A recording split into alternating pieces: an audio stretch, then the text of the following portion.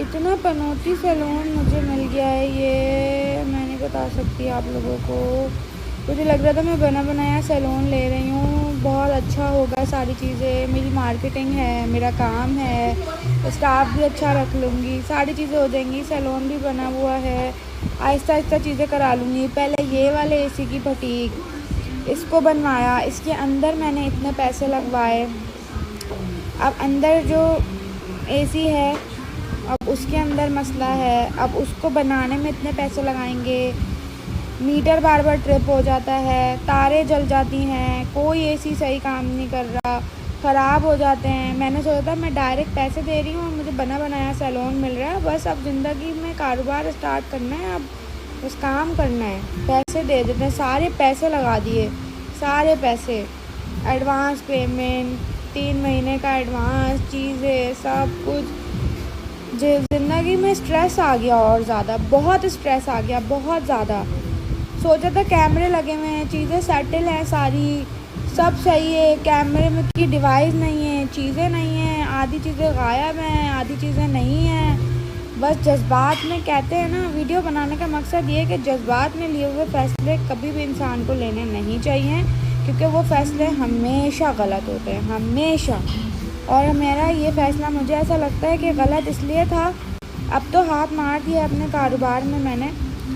फ़ैसला शायद गलत इसलिए था क्योंकि चीज़ें कुछ भी सही नहीं है, यहाँ पे सब कुछ ख़राब है। अगर आप लोग कोई भी फ़ैसला ले रहे हैं ना, सोच समझ के लें और सारी चीज़ों को देख के लें, क्योंकि जो चीज़ें मुझे बताई गई थी वो चीज़ें वैसी हैं ही नहीं। यहाँ पे सब ख़राब है, एसी ख़राब है, भी सही नहीं है, लाइन्स वगैरह सब कुछ ख़राब। मुझे बहुत स्ट्रेस हो रहा है। मेरी इस कंडीशन में मेरी जो हालत है ना, बस दिल चाह रहा है कि चीखें मारूं और आसपास के लोगों को गोलियों से उड़ा दूं। और वॉशिंग यूनिट खराब है, वॉशिंग यूनिट के सोफे हिल रहे हैं, सारे क्लाइंट बैठ रहे हैं तो नीचे गिर रहे हैं, उसका सिंक खराब क्या है, होगा? अभी पूरा मुझे सैलून रेनोवेट करना पड़ेगा।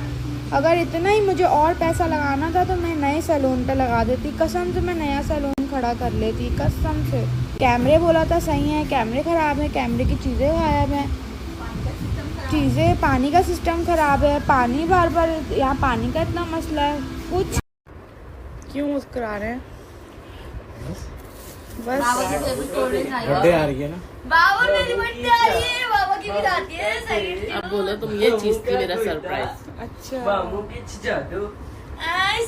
जब नाइल पैदा हुआ था, जब वो अपनी नानी में मिलता था और बिट्टू में मिलता था बहुत ज़्यादा।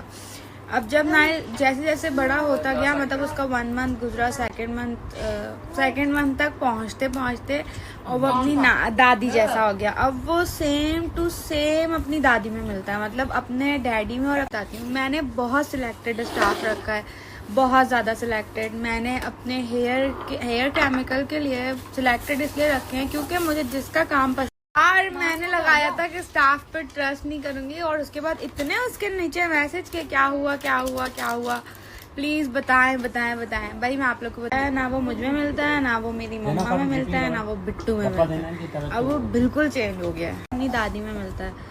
मतलब ऐसा लगता है उसका बिल्कुल गोल फेस है और इसकी दादी का भी गोल फेस है, तो ये डिट्टो कॉपी अपनी दादी और अपने अब्बा में मिलता है। अब जो है मैंने बस वही लोग रखे हैं।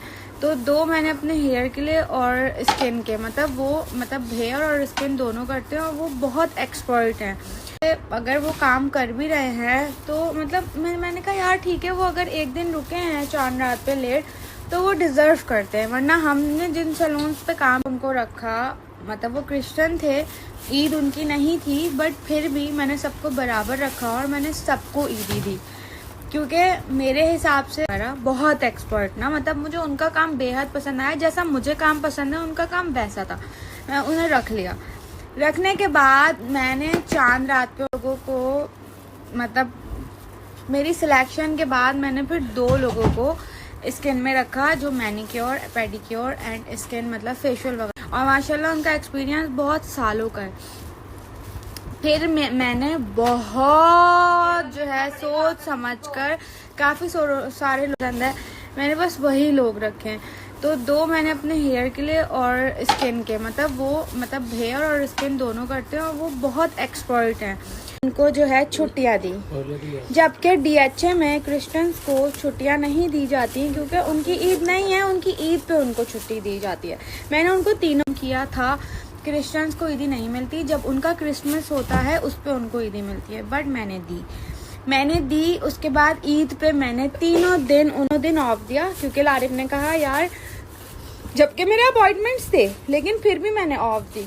और मैंने कहा ठीक है यार, ईद के बाद खोलेंगे। हमने कस्टमर्स को मैंने आगे कर दिया, सारी चीजें देखनी है, निकालनी है, बिल है, बहुत सारी चीजें।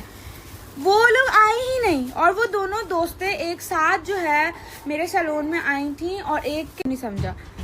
मतलब उस टाइम मुझे उनकी इतनी ज़्यादा अशद ज़रूरत थी और वो आई नहीं। जैसे तैसे करके मैंने एक और मैनिक्योर पेडिक्योर वाली को बुलाया, और जो मेरे बेटे की तबीयत ख़राब हो गई, जो ईद के पहले दिन उसने मुझे कहा था मेरे बेटे की तबीयत ख़राब है, तो मैंने कहा अच्छा ठीक है, वो नहीं आई।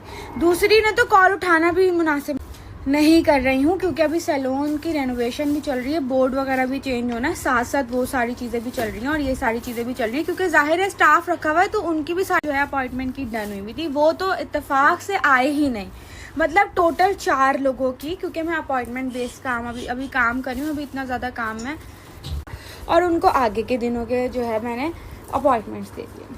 अब आज मेरे 2 अपॉइंटमेंट थे और उसके बाद मेरी ऑलरेडी 2 डील्स और जो है मैंने तो नहीं, खैर इन लोगों ने एक्सक्यूज़ किया क्योंकि मुझे बहुत एम्बेरसमेंट फील हो रही थी, बहुत ज़्यादा, और मैंने उन दोनों लड़कियों को भी निकाल दिया। आज एक न्यू लड़की रखी है। अब मैं यार, अभी मैंने जो ना सैलून की ओपनिंग उस तरह नहीं की, अभी ग्रैंड ओपनिंग होगी मेरी, अभी सारी चीज़ें होंगी, अभी रेनोवेशन चल रही है सैलून की।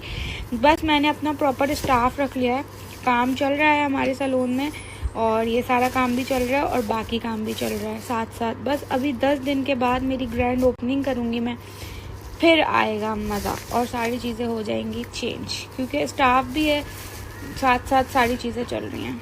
मैक्सिमम 1 से 1.5 घंटा लगता है केराटिन में, और अगर ज़्यादा लंबा बाल है तो मतलब 2 घंटे के अंदर अंदर हो जाता है, 2 घंटे से ज़्यादा टाइम नहीं लगता केराटिन में। दूसरी जो एक्सपर्ट्स रखूँगी उनसे एग्रीमेंट करवाऊँगी पहले, क्योंकि मुझे नहीं पता ना कि लोग इस तरह की हरकतें करते हैं। हमने कभी नहीं की अपनी लाइफ में भाई, हमने बहुत कस्टमर्स थे, उनसे मैंने एक्सक्यूज़ करा क्योंकि जो मैंने बुलाई थी वो इतनी ज़्यादा एक्सपर्ट नहीं थी, जैसा मुझे काम पसंद है वो वाला नहीं था उसका काम।